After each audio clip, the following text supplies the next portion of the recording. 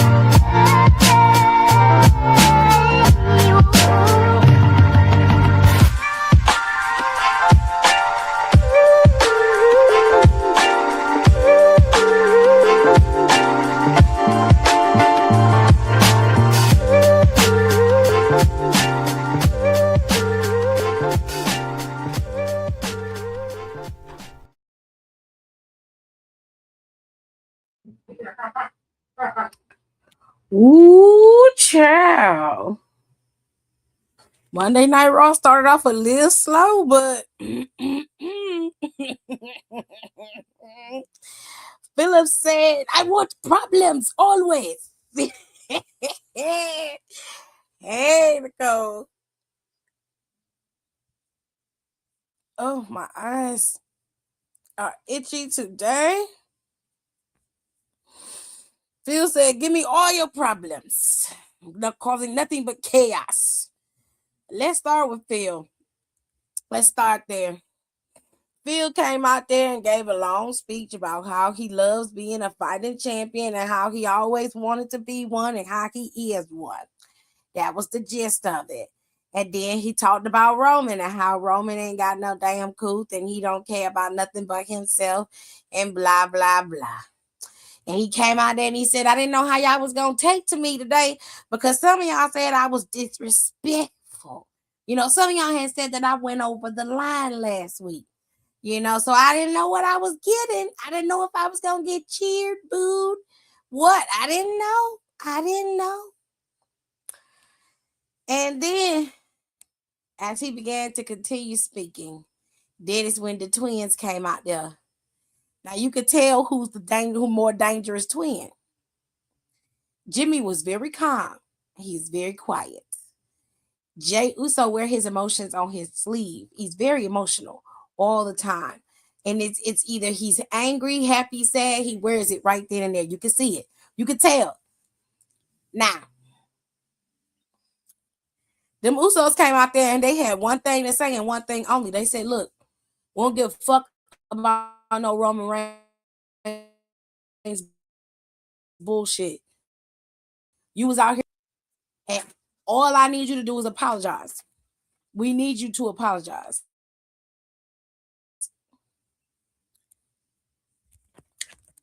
Phil went back into Roman Reigns and them niggas cut that shit off real quick. He said, I ain't trying to hear that shit. I don't want to hear that. We need you to apologize. Phil gave him a little story, gave him a little history lesson. Phil said, listen, I got history with your family. I didn't know much about Sika, but I was very, very well. I knew Alpha very well. He said he didn't make me work for free.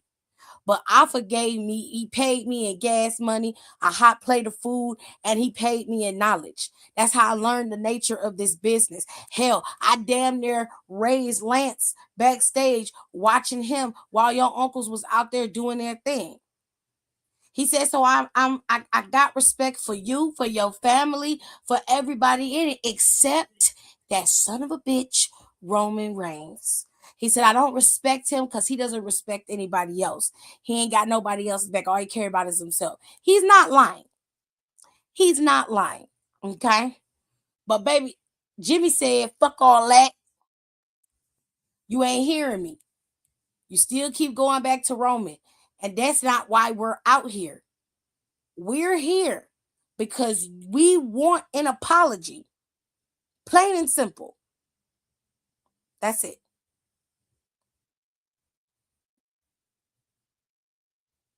That's it. And baby, he apologized. He definitely apologized. But his response was, I'm sorry that your cousin didn't respect you and treat you with the respect you deserved. I'm sorry that your cousin ain't here. I'm sorry that your cousin ain't man enough to be here, to stand here, to question me to my face. He said, you know what's funny? I owe you an apology. But Roman sat there and talked shit about Dusty to Cody Rhodes' face, and nobody required an apology from him. That's facts. He did do that. He did do that. He never apologized for that shit. Never. And he said, you want an apology from me? And I'm like, well, it devil's advocate, babe. If we being honest, that is their uncle. Dusty Rhodes wasn't none of their damn uncle. So, but I understand the correlation. It do make sense. Because you saying, how come the tribal chief don't have to apologize for his misdeeds, but you do? It's because those misdeeds have directly affected you. That directly affected them. That is the reason why you have to apologize, babe. Okay? And I hate that for you. I do. Oh, not they never acknowledge the women in their family. Lord. Well, Jimmy do. Jimmy do. Jimmy do every day. Unless it's Rock's my, oh, well, yeah. Jimmy give Naomi her props, though. He do. But anyway.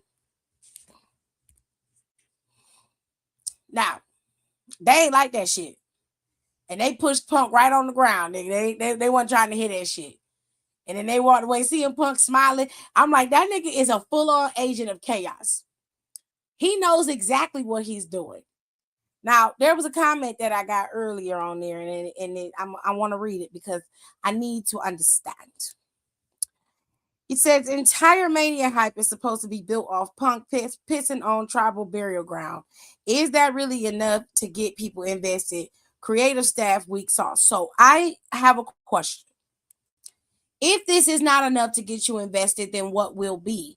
Because you are requesting or requiring more. Mania is almost a month away. Almost a month away. We are on March 9th. Mania is in April on the 18th and 19th. So we're about a month. We're about a month and a week out from Mania. So my question is, if this is weak sauce for you, then what exactly are you expecting for them to do, or what should they have done? I'll give you time to put that in the chat because I'm going to move on to the next thing that we saw that wasn't in the cards for us in terms of matches that we were supposed to see. Now, in the cuts, for whatever reason, Netflix has decided that none of us are allowed to see the cut videos and the other stuff that they be talking during the show. They've decided that we're not allowed to see those scenes anymore. When I got the Netflix that don't have no ads for live TV, right? I paid for and no ads on my live TV. And because WWE got its own thing, WWE specifically forces you to have ads. Okay. Which pisses me the fuck off because why am I paying for no ads on live TV shows or live premium events if WWE is the only one who's excluded from that? Y'all, that's the reason why our damn shit done went up in the first place because you added these motherfuckers for $5 billion. Netflix. Anyway, child. Hold on, my laptop hot. Okay. Ooh, it's burning, honey. Now, they don't talk about any of them. Well, they don't. I feel them. Don't speak on my deceased uncle. Well, if we gonna be fair, let's think about what he actually said. Because he didn't say anything bad about Sika. He said nothing bad about him. What he said was that Roman wasn't going to be alone anymore, that he was going to bury him next to his father. That's what he said. That is not saying anything bad about that man's daddy. He said, I'm going to bury your ass. And when I do, your grave going to be right next to your dead daddy grave. Now that's fucked up. It's a fucked up thing to say. But it does not speak ill of the dead in any way, shape, or form. If we're going to be technical, if we're going to keep it real, let's keep it real. But it's the mere fact that it's the mere fact that it was mentioned that his deceased father was mentioned at all. That's where the disrespect comes in. However, well, they did bury, they did. Don, please don't make me laugh. Please. Yes, there was a Danhausen in-ring segment, and he was giving away T-shirts, and he told everybody who did not purchase a T-shirt from the shop that they was gonna be cursed. Speaking of curses, Don ain't shit, yo. There was an in-ring Danhausen segment. Yes, ma'am, it was. I told you they don't show us everything. Oh, Jared, be her ass. Be her ass, Jared. Anyways, got it. Thank you. Thank you. So, he said Danhausen came down to the ring, was funny, and gave away T-shirts. It was hilarious.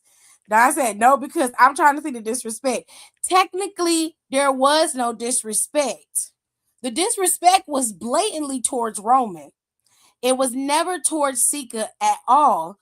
It was just the fact that Sika died and he mentioned him as being dead.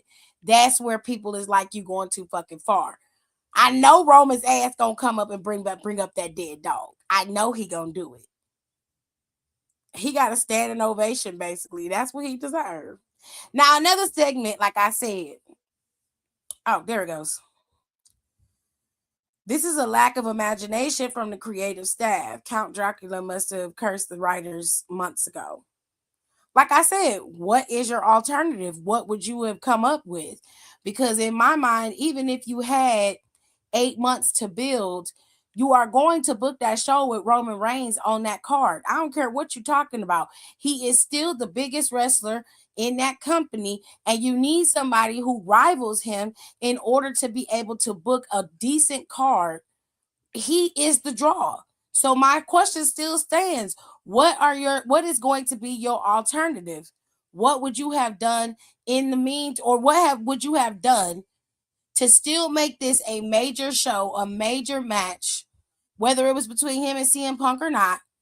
How would you have booked it to make it better? That's what I want to know. And I'm not even trying to be disrespectful or mean. I legit want to know, how would you have booked this? Because the way I'm thinking, the way I'm gonna market it, especially with my business acumen, Roman Reigns and CM Punk are gonna be on that card one way or a fucking another. Because they're the ones who are gonna make the money. The only reason why this Mania is not shaping up the way that it could have been is because of them going back to Vegas. That is one of the main reasons why the shit's not happening.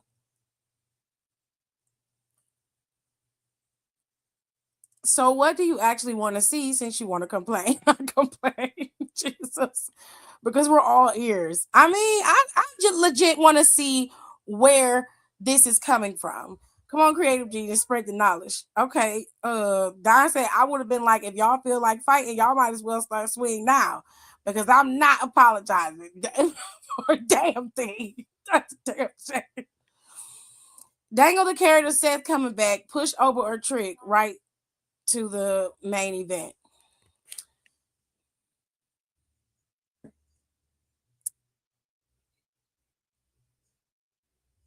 You want You want Trick Williams and Obafemi in the main event right now.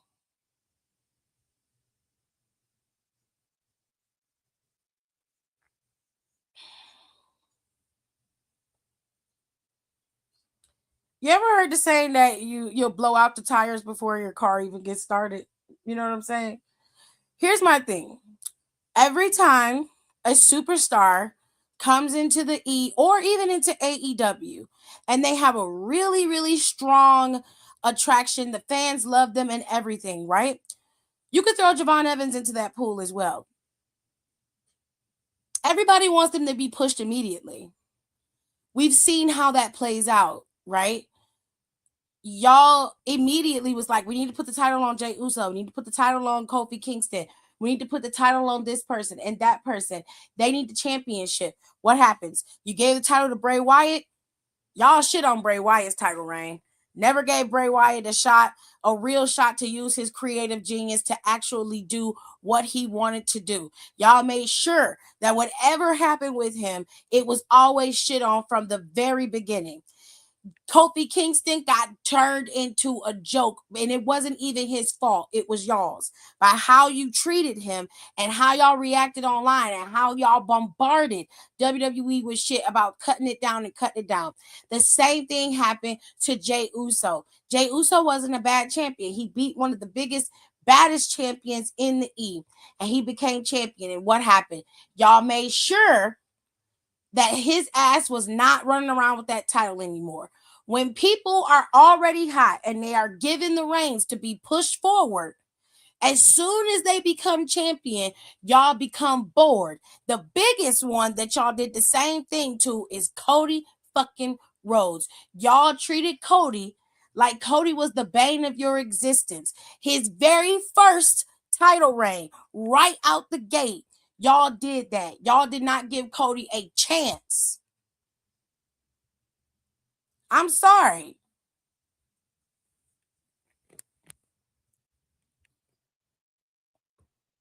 I disagree with this. I don't think putting Obafemi and Trick Williams in the main event of WrestleMania right now is the smart thing to do. I think that you need to give them longevity, give them legs, give them feuds, make them have rivalries that are built up, something that's going to work out for them in the long run, things that can be revisited later. You stack your superstars, you give them fair opportunities, but you also build them. Don't just ride on the coattails of what's popular at the moment, because at a moment's notice, y'all turn on the superstar. So while Cole, Trick Williams, and Obafemi are at the top of the mountain right now, you will not give them a fair shake if they're at the top of the mountain with those titles.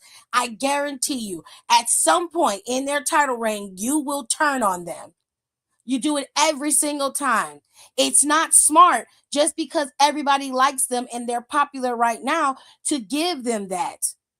It's not smart. It'll kill them before they can even get out the gate. And the fans are the reason why that happens.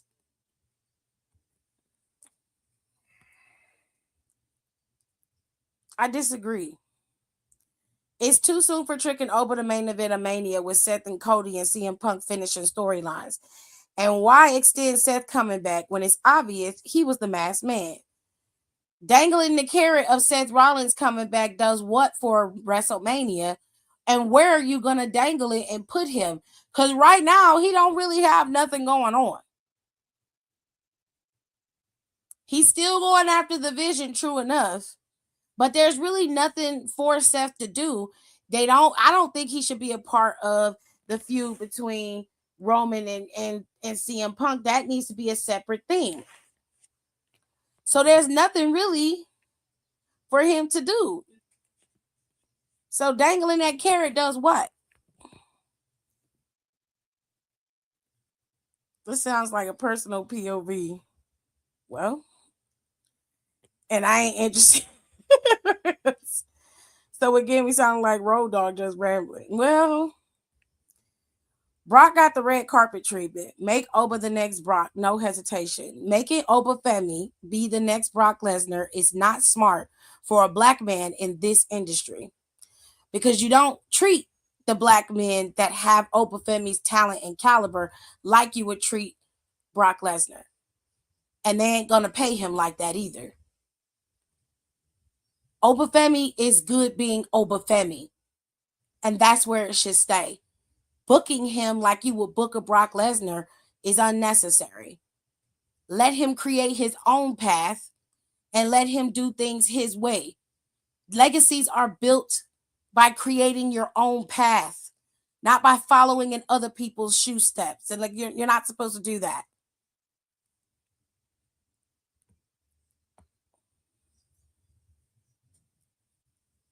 I like what they're doing with Oba. I wish they slow down on Trick. You can't get no slower. I mean, he's not in title contingency. He's not going after a championship, but he is circling that main event section. Brock debuted over 20 years ago. You cannot book someone like that in this day and age and they not get booed out the stadium.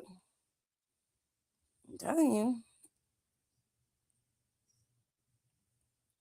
Well, this ain't Texas, babe. This ain't 2000 no more. Not Oba and Trick in the main event, one or the other.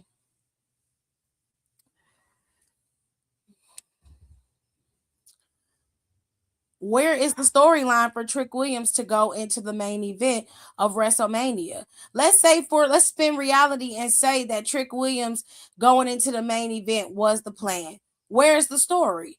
How are you going to build it so that it's a big enough match going into WrestleMania? Because if this was something like Backlash, Money in the Bank, if this was SummerSlam, even at SummerSlam, you need some type of building.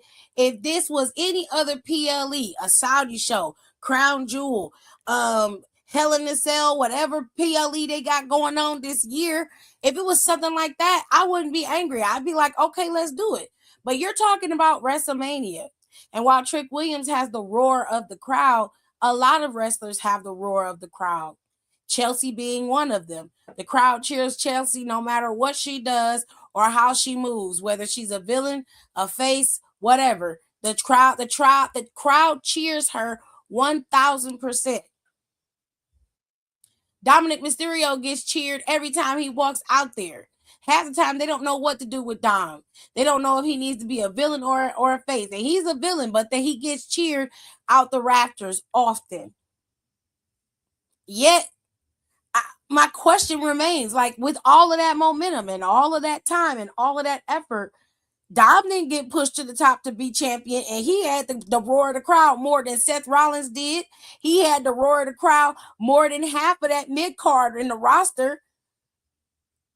They ain't push him. Why you ain't advocating for Dom to be champion? I'm just saying. I just can't stand the fans. You're just repeating yourself. You want to be completely burned.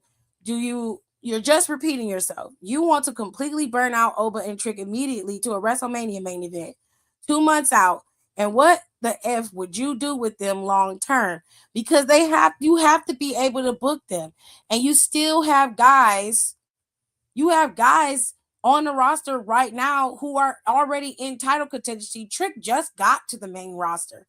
To me, it doesn't make any sense to put him there when you have an opportunity to do true rivalries with him and build him up so he can have some longevity, some real weight behind him.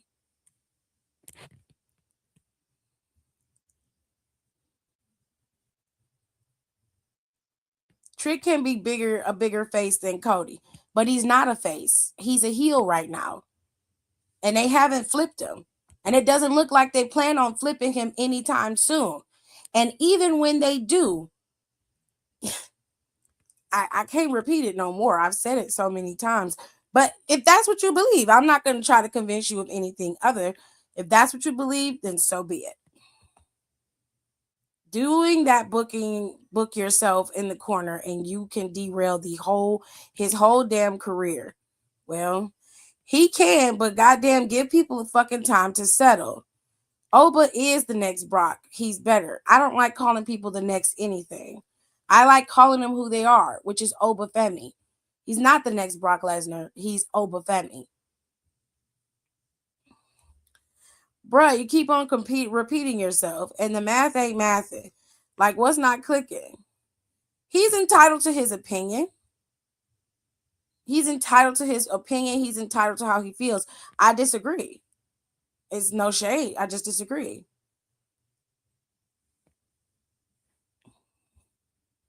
Oba's better on the mic. He's better in the ring, and he has a ton of charisma.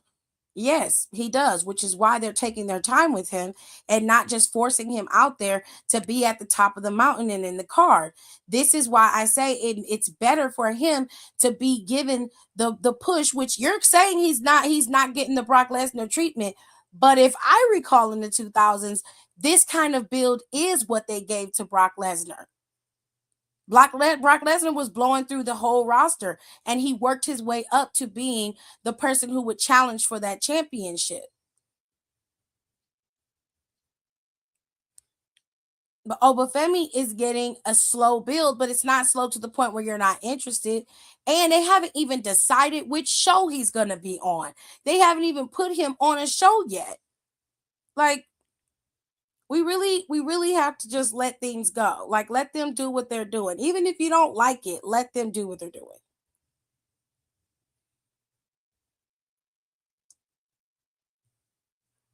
We all know this. Again, you're not saying anything new. No original thoughts or ideas. Let them all, like, the mall is open, but the stores are closed. Jesus Christ.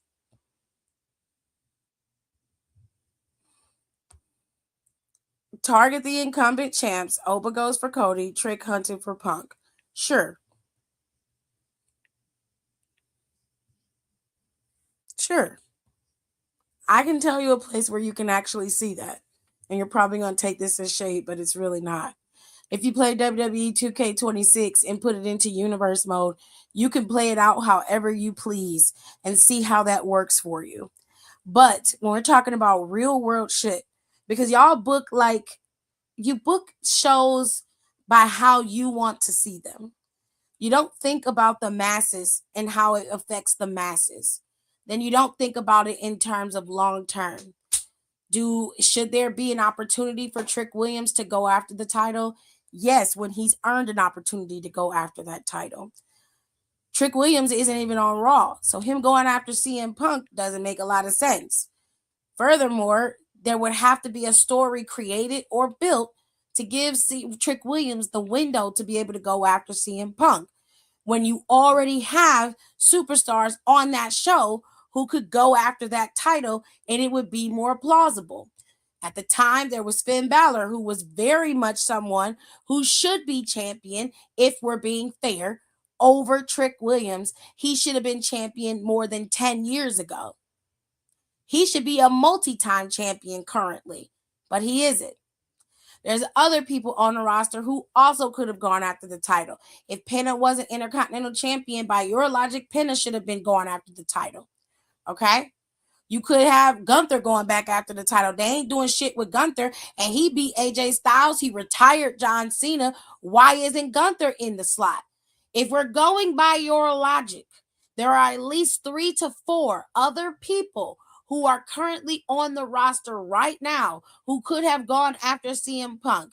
But I guarantee you that match won't put as many asses in the seats as the match that is going to happen between CM Punk and Roman Reigns. Whether you like it, love it, or hate it, Roman Reigns is your marketing key. He is somebody that has to be on that card. And your most viable feud was between them. They were the ones who hadn't finished their business yet. And you get it out the way now so that a year or 2 from now, you don't have to revisit that shit. We've already seen it. It's already been done. Because very soon CM Punk is going to be done. And he's going to be transitioning into the back. And I guarantee you his ass is going to be in NXT. And when Shawn Michaels gets tired and retires, he's going to take over in NXT. It's not going to be long for CM Punk to be champion or to be at the top of the mountain. He's going to retire on his own volition too. And when he does, that'll be the time when people will start to take over.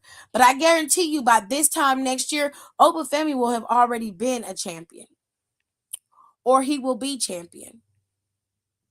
I put money on that.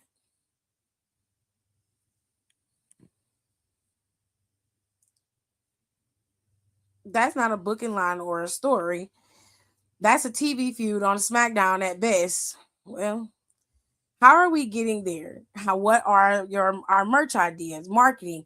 Will he be in any movies we got to book around? How long do we want him to be champ? How many? I mean, this is what I'm saying when I say y'all, you're not thinking everything through. I'm not saying that these men don't deserve championship opportunities. They do, and they will get them. But to give it to them now is suicide for WrestleMania. You're not going to sit there and watch that match. You can't tell me that you're going to be like, "Ooh, I can't wait for that match between CM Punk and Trick Williams." Oh, Obafemi and CM Punk are going to battle at WrestleMania. Yeah, they may at some, maybe Oba will get to battle him before he retires, but I'm not gonna say I would be like that's a Mania match. I'm not gonna say that at all. I disagree. What pay-per-views do we want him on? We learned critical thinking in middle school. Come on now. Hello, Primal. How are you? Heck, with this logic, Dominic would have been champ. That's what I'm saying. By the logic of what Octane is saying, then Dominic Mysterio should be somebody who's going after the title. If that's what we're going for.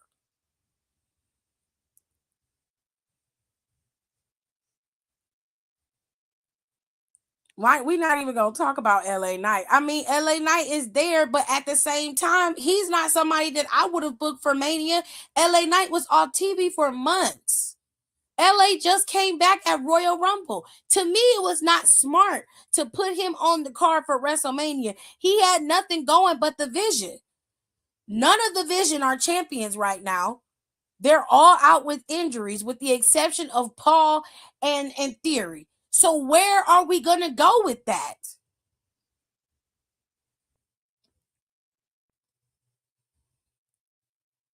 Roman who pulls up whenever he damn well pleases like a G, then shit on creative. You watch. If you don't like the way Roman operates and how he moves, then entertaining what he does doesn't make sense. Now does it? Now does it? If you are so hell bent on saying how Roman don't show up and you he shits on creative and he does whatever he wants, for him to be able to do that and still pull the views that he does, the numbers he does on social media, the numbers he does on Netflix when it's announced that he's showing up, you watch just like the rest of us. So if it's a problem, why don't you turn off the TV when he come on TV? It's because you can't. You're interested in what he's going to say. You're interested in what he's going to do.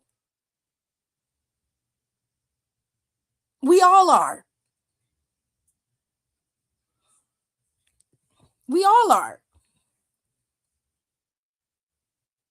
Not done. He over it.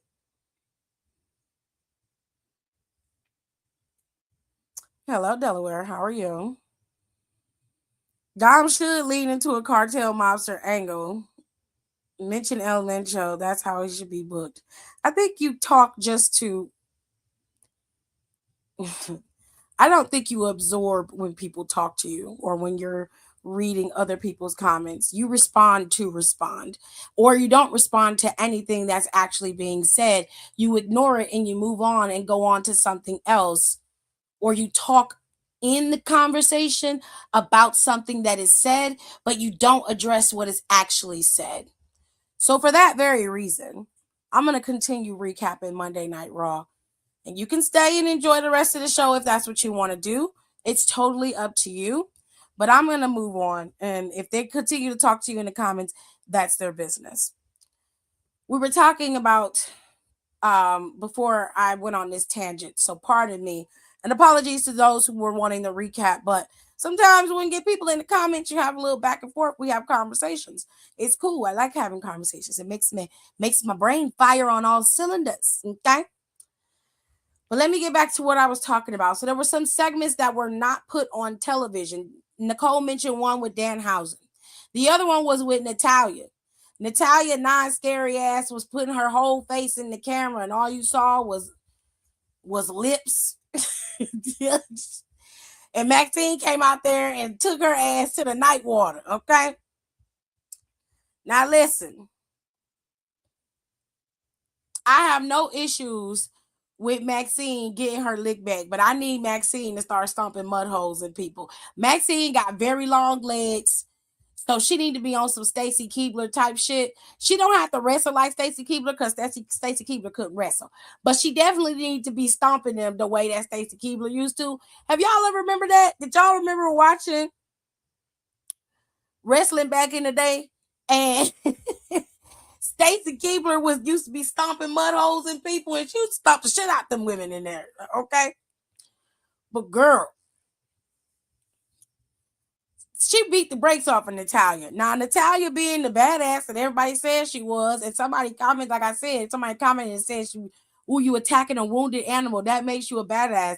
Well, today her ass was laid out prostrate before the Lord. So I don't know about how many badasses you know that can attack a wounded animal and then turn around and get their ass whooped 2 weeks later. But that's exactly what happened with her. So it is what it is. I don't know if Adam's gonna book a match with them two again and Maxine properly beats her, but something needs to happen. I don't know how it's gonna happen, but something needs to happen. Okay, now the other segment that I want to talk about is the Judgment Day. Now, Raquel and them, the very first opening scene of Monday Night Raw. Who came out there first, Jared? I don't remember. I don't remember. But after that, the gauntlet match happened to determine AJ Lee's number one contender for next week's Intercontinental match.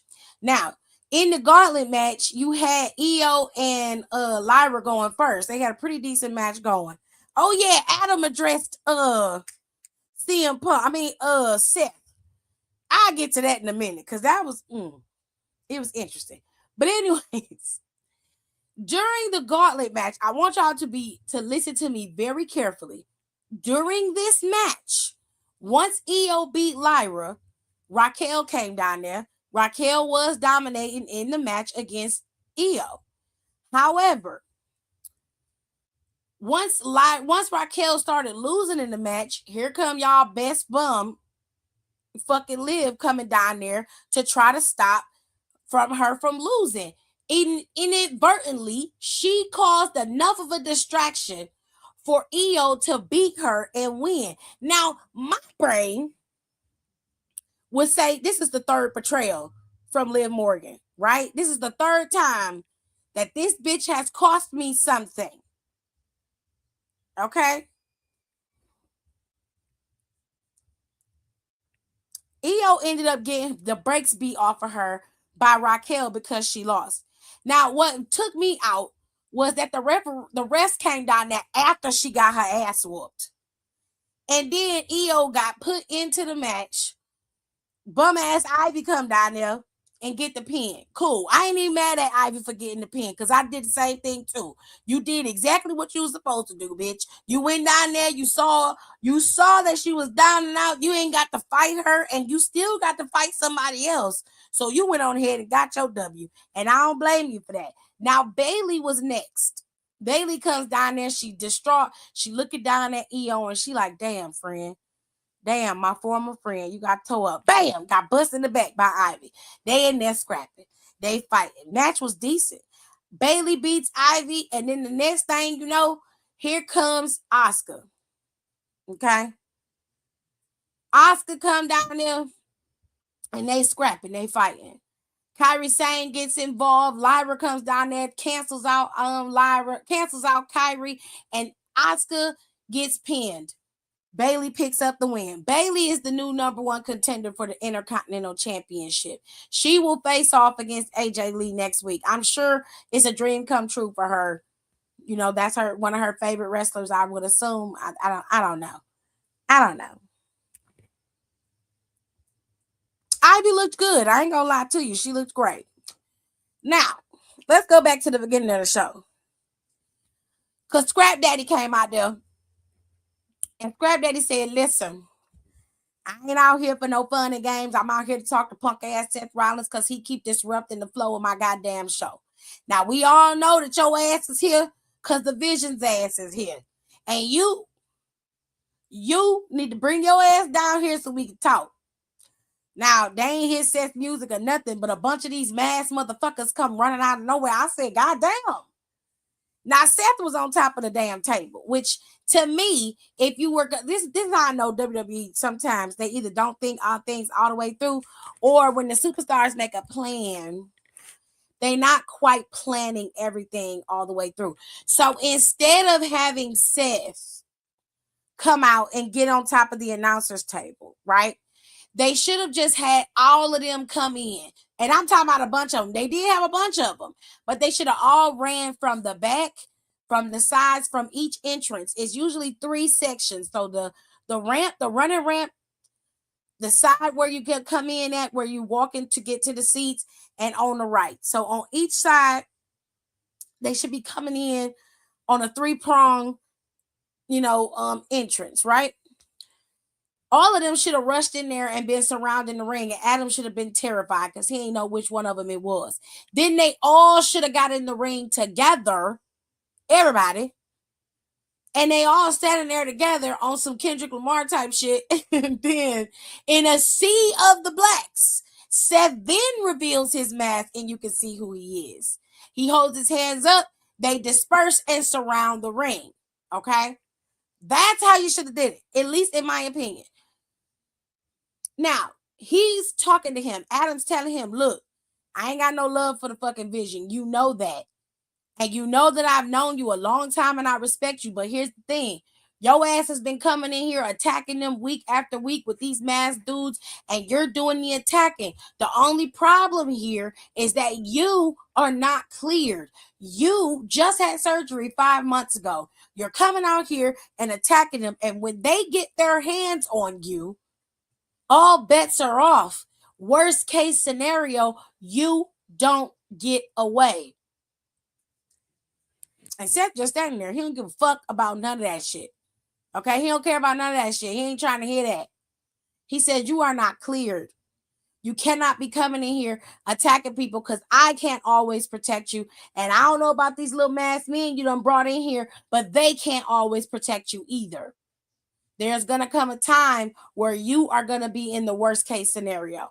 And then here come motherfucking Logan Paul and Austin Theory. And I said, are they supposed to be the worst case scenario?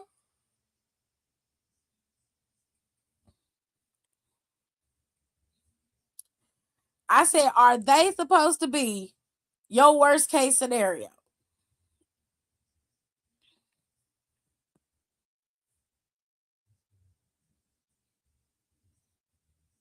Mm.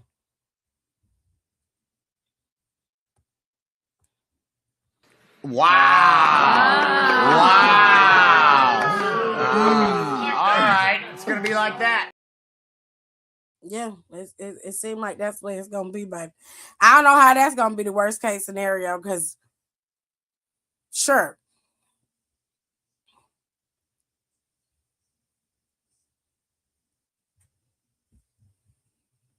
You got to find that segment. Yeah, baby. You got to look it up. It should be on X somewhere. But anyways, as they came out, they was like, so Division come out there and they was like, yeah, we are your worst case scenario. I ain't gonna tell you all that Logan Paul said because I don't give a shit. They came down there with the mics, they got on the ring, and they saw them niggas back there. I don't know why they thought they was gonna do something with 15 people standing back there where the announcer's table was. I don't know what they thought they were going to do. That's what I was curious about. If Seth was in there by himself, I wouldn't say nothing. But he had a whole motherfucking army of masked niggas there. There was nothing that Logan Paul or Austin Theory could do. Nothing. Then they did nothing but misdirection. They all climbed in the ring the moment Theory and Paul stepped anywhere near Seth Rollins. They all climbed in the ring together, corralled around Seth. He put his hood and stuff back on, and they all did their misdirection. The misdirection is what allowed Seth to leave and get out of the way. You didn't know who was in the ring, who was Seth and who wasn't. Everybody ended up running out together. Seth gone. Nobody knows where he's at. And then the Usos, well, LA Knight comes out there and starts attacking them and fighting them. And then the Usos come down there.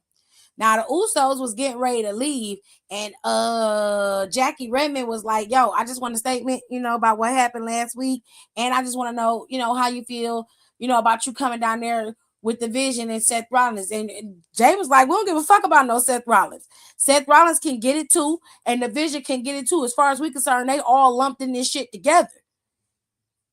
And she was like, "Well, do you have anything to say to Punk about his statements from last week?" And Jay said he ain't have a damn thing to say to Punk. And Jimmy was like, hold on, bro.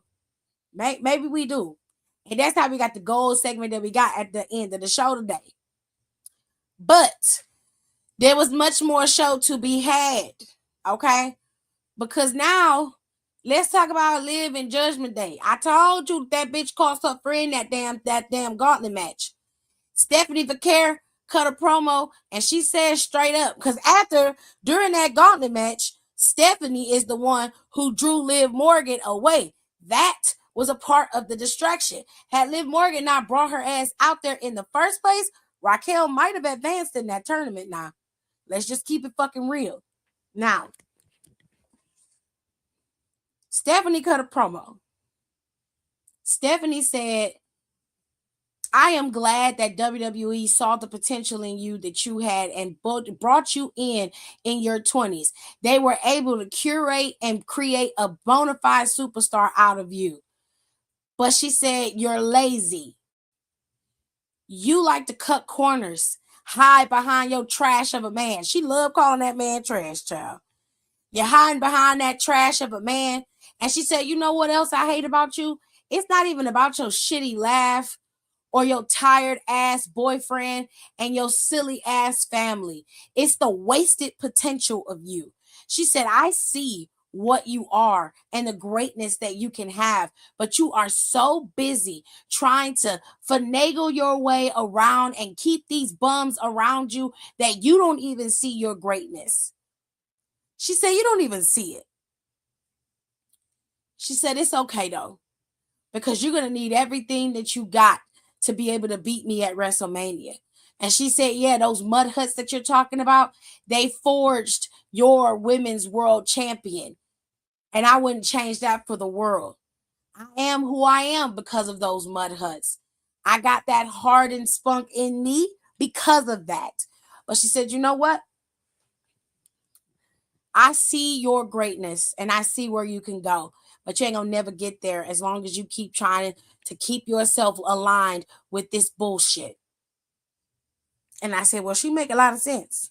She said, "You enjoy being a lazy, dumb blonde, and I don't understand it." And I said, "Oh, not a lady." I know what it was. She called her a cheap blonde. "You like being a cheap blonde." And I said, well.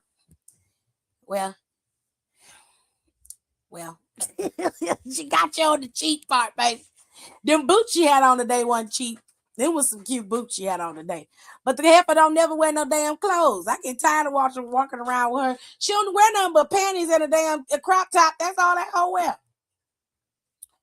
Anyways, all the stuff that Stephanie said, and Liv Morgan could not focus on the fact that all she said was, you so hyper fixated on these friends and everything around you that you don't even see how great that you can be and where you are. But she said, "You're going to need everything you got in order to beat me at WrestleMania, because I'm going to bring the hell, I'm going to bring the fire, and I'm going to bring all the experience that I have, and I'm going to show you what it is like to be in the ring with a real champion." I said, "Well, she got you there, bitch. I don't know what to tell you other than You better bring it. Now it cuts to them being in the little Judgment Day family room or whatever, and she's sitting up there like she's talking about all I care about is my friends. At least I have friends. I'm like, there was a time where you didn't, and you had to, weasel your way in and fuck a man to get into this friendship. So, but go off though, go off. Now Dom coming there, and Dom says, "Where is Finn? I need to talk to him. He's not answering my calls. I've been trying to find him. We need to have a conversation." JD McDonough goes and looks for him. And he's like, "I'm going out to the ring. I'm calling Finn out." And they was like, "You want us to come with you?" They said, "Yeah." So they all go out to the ring together. Dominic got the microphone, and Dominic say, "Finn, you owe me a match, and you better get it. I don't appreciate you costing me my title. Now Penna has the championship, and I want a rematch now." So Finn come out there, and JD with him.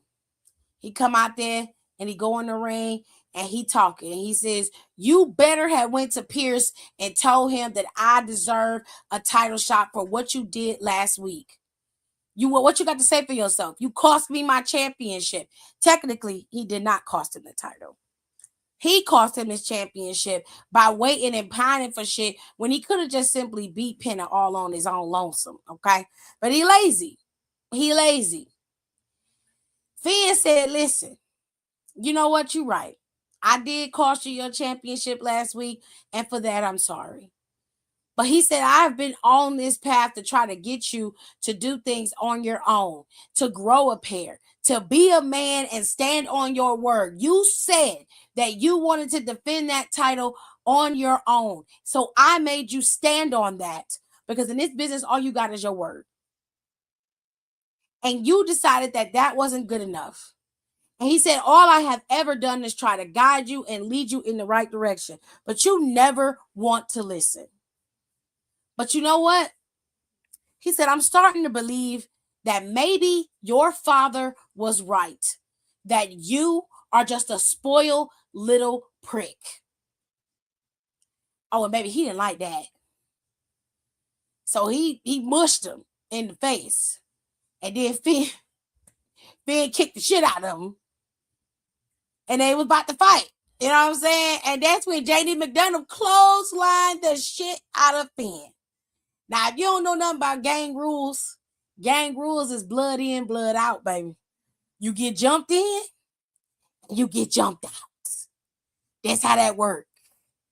And baby, they was whooping his ass. They whooped his ass. So he is out of the Judgment Day, and that Dan housing curse is working. It's working its way through. I just need you to go ahead and touch Raquel, so Raquel can get it through her thick ass skull that Liv Morgan don't give a fuck about what she got going on.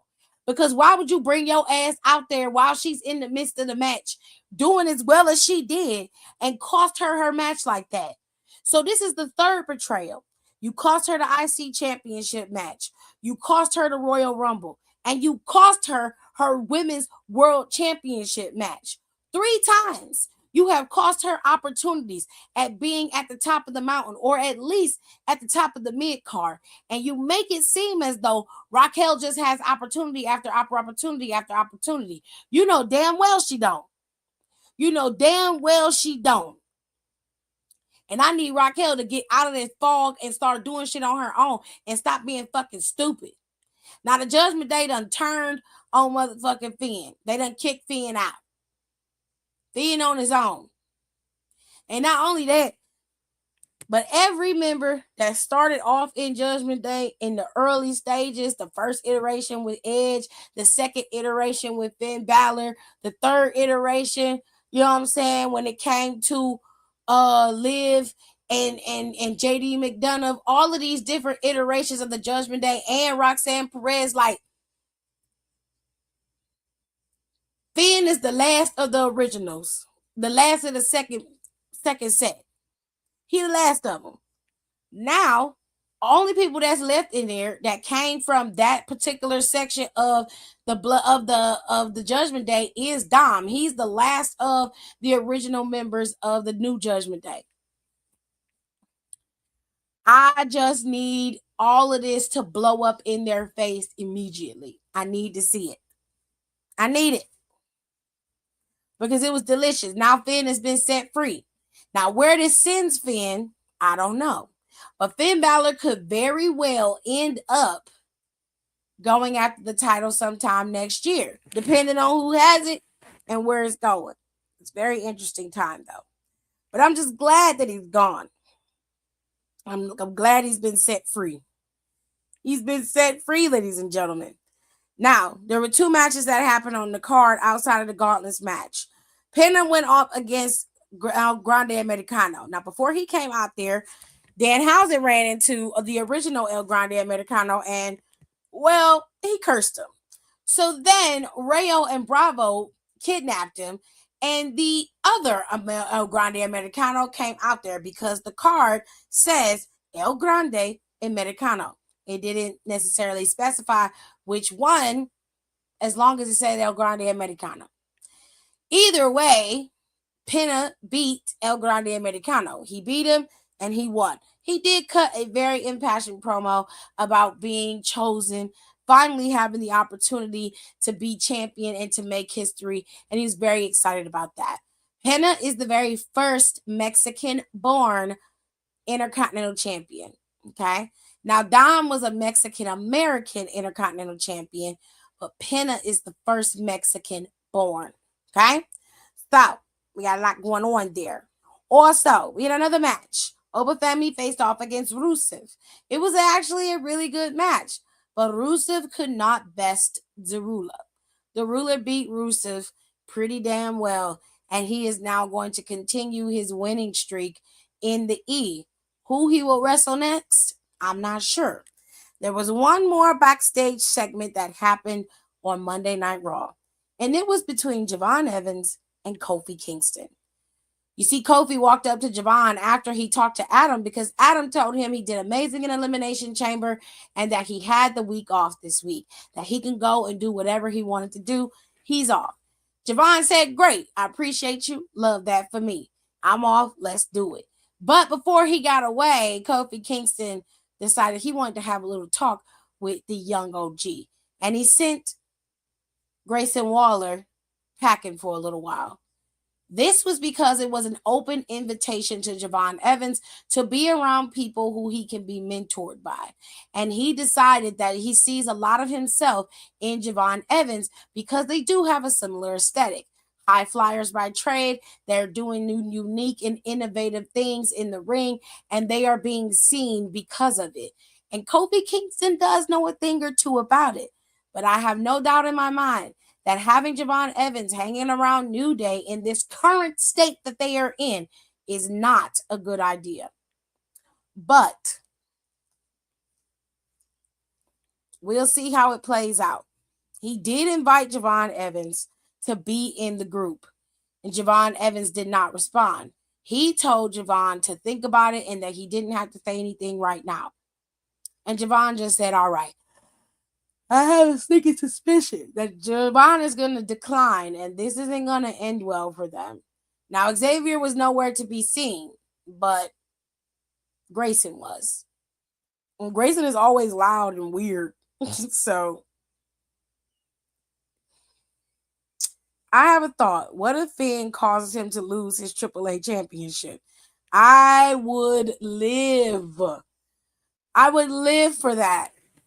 I would live for it. It'd be amazing.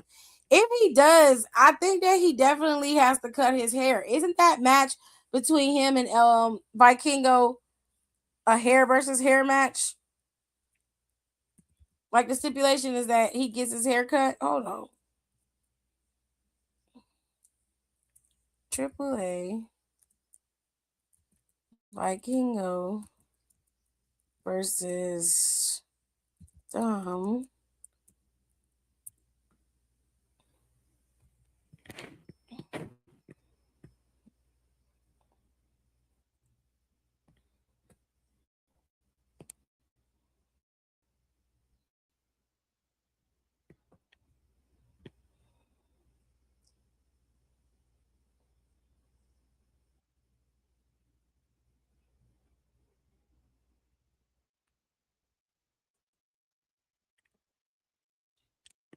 Oh, El Hijo del Vikingo states that if he beats Dominic Mysterio for the AAA Mega Championship at Rey de Reyes, Dominic has to leave Mexico and leave AAA forever. The match will be a no disqualifications match. Oh, this fucked up.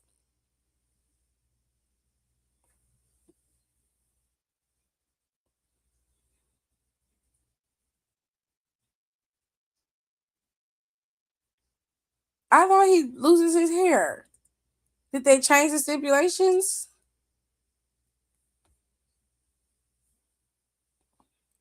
So he does get his hair cut? I'm so fucking confused right now. They are really stacking this shit.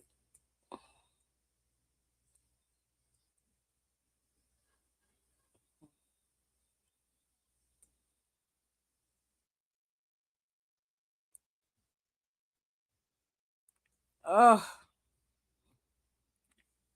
Anywhoosies, y'all. That was Monday Night Raw. Okay, it was a fairly simple show, but it was decent. It wasn't over the top. It wasn't too much. A lot of the bulk of the show came from the gauntlet match, which I can appreciate. It was kind of similar to the tag team match over on USA that this past Friday. I thought that was said. I thought that was said too, but I don't see it. I'm gonna look it up and see. Rey de Reyes AAA.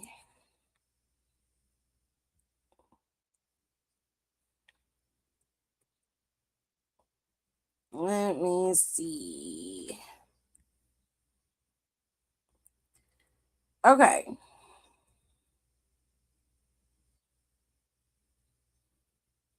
So there are two stipulations in this no disqualifications match. One of them is that if Mysterio wins, Vikingo can't challenge for the title as long as Mysterio is champion. But if Vikingo wins, Mysterio has to leave AAA for good. Oh, they got the War Raiders going for the tag team titles down in AAA. That's interesting. And they got Laredo Kid, Dragon Lee, TJP. Ew. And Jack Cartwheel. You could have came up with a better last name than Cartwheel, sir. They're going after the AAA Cruiserweight Championship. That seemed like it's going to be a fire-ass card. I thought they was going hair for hair. I thought he was cutting off the boy hair, but I guess that's not happening. Whatevers. Over on NXT, ladies and gentlemen, we got a few things brewing.